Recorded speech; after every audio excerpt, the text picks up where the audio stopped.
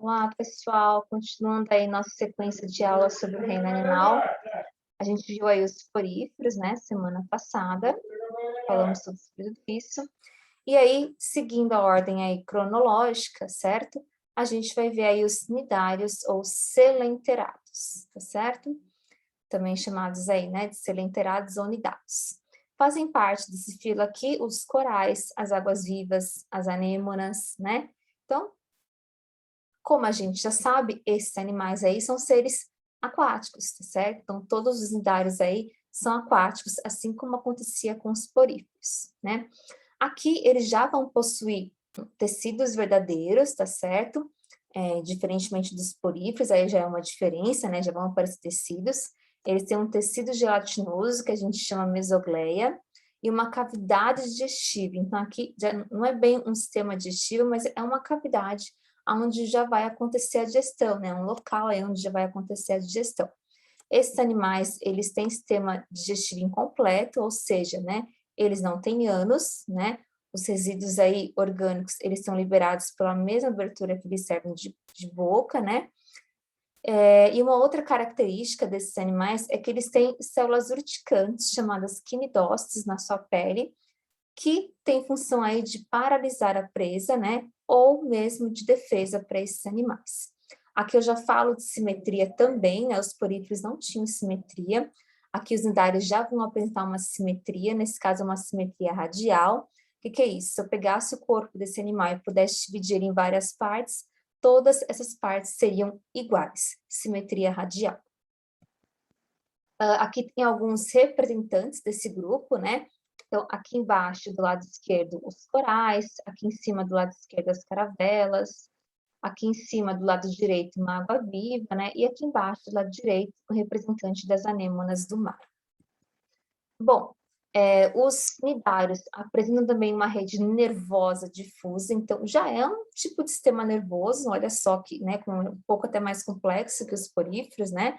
Já tem, de certa maneira, um sistema nervoso, obviamente, uma coisa difusa, né?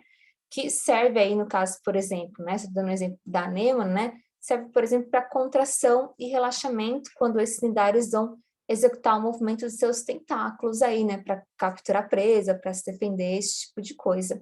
Mas já é um tipo de sistema nervoso, né, coisa que poríferos não tinham. Bem, com relação à forma e à estrutura, eu tenho duas formas aí que eu posso encontrar esses animais. Eu posso encontrar esses animais na forma de pólipo, em que a boca é virada para cima, assim como os tentáculos, né? É o exemplo clássico aí, por exemplo, das anêmonas, né? Ou também na forma de medusa, né? Em que a boca é virada para baixo e os tentáculos também, como é o caso aí das águas-vivas, né? Tem forma de medusa, tá? Como que esses animais se alimentam, né? Então, como eu já falei, eles capturam o alimento pelos tentáculos, né? A boca, né? A entrada que serve de boca, né? É a mesma que vai servir como saída, né? Para os resíduos orgânicos, tá? Quando é colocado esse alimento nessa boca, o alimento ele é parcialmente digerido na cavidade digestória, né? E aí depois as células flageladas vão captar esse alimento parcialmente digerido e vão transferir para esse tecido digestório, que é a gastroderme, e aí a digestão vai acontecer dentro da célula, né? Então, a digestão é extracelular e intracelular. Parte da digestão acontece fora da célula e termina dentro da célula aí, tá? Com relação à reprodução, eles fazem reprodução assex e sexuada, né? Com ênfase aqui, né? Enfatizo aqui nessa imagem a reprodução assex por brotamento, a gente viu isso em poríferos, né? Poríferos também realizam reprodução assexuada por brotamento, né? Então, vai surgir um broto, e desse broto vai se destacar, vai se fixar no substrato e vai crescer um organismo geneticamente igual ao primeiro, né?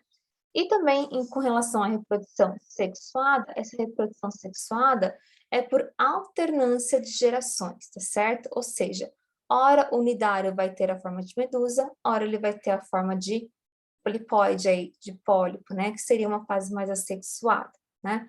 Como que acontece isso, né? A fase de medusa seria a fase sexuada, a fase em que vai ter o encontro de gametas aí, tá certo? Essa fecundação vai ser interna, né? Em alguns casos, essa fecundação vai ocorrer até dentro da cavidade gástrica. Em outros, né, raramente, né, em outros casos mais raros, é externa, mas geralmente é interna. A partir dessa fecundação, vai se originar um zigoto. Desse zigoto vai eclodir uma larva, né? Uma larva ciliada, cheia de cílios, chamada plânula. Então, percebam aqui que o desenvolvimento é indireto por causa da formação da larva. Essa larva vai passando por metamorfoses, vai se transformando, né? Até virar aí um pólipo, que é a fase assexuada, tá certo? Esse pólipo vai se desenvolver e virar, digamos assim, uma medusa novamente, recomeçando o ciclo aí da reprodução sexual, tudo bem? Os nidários, eles são classificados aí em 3 classes, tá? Os hidrozoários, os cifozoários e os antozoários.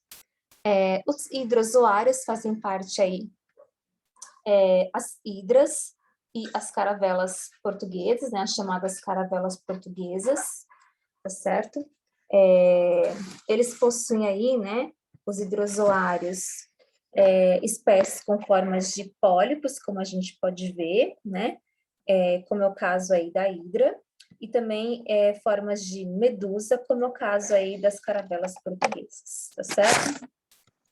A segunda classe aí são cifozoários, né?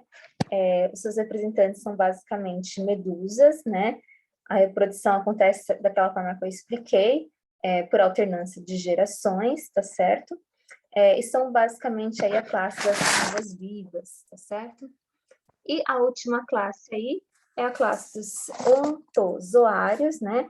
A maioria dos seus representantes tem formato de pólipo, e no caso dos corais, né, eles vivem aí em colônias, né? Mas também posso encontrar alguns ontozoários vivendo isoladamente, certo?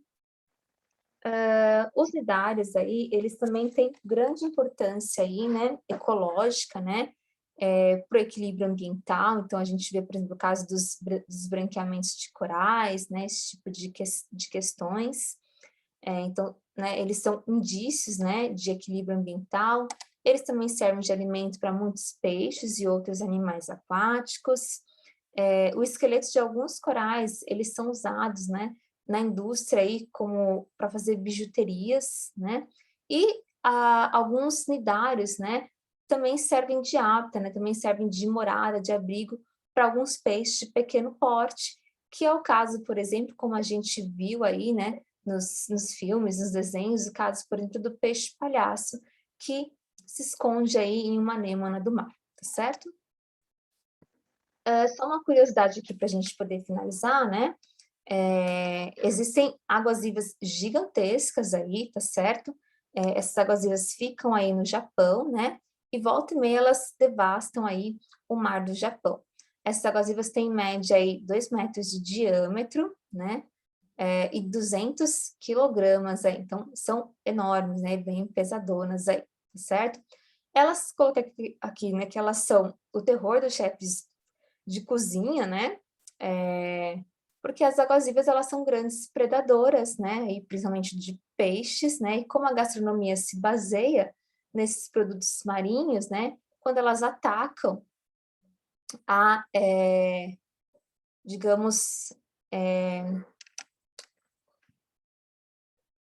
é uma tristeza, assim, né, para os chefes aí de cozinhas, porque acabam, né, com alimentos que eles vão servir nos restaurantes, né? Então atrapalha bastante a economia aí desses restaurantes aí. Vocês encarariam uma água-viva desse tamanho? Bem, a gente fica aqui por hoje com os nidários e até a próxima aula.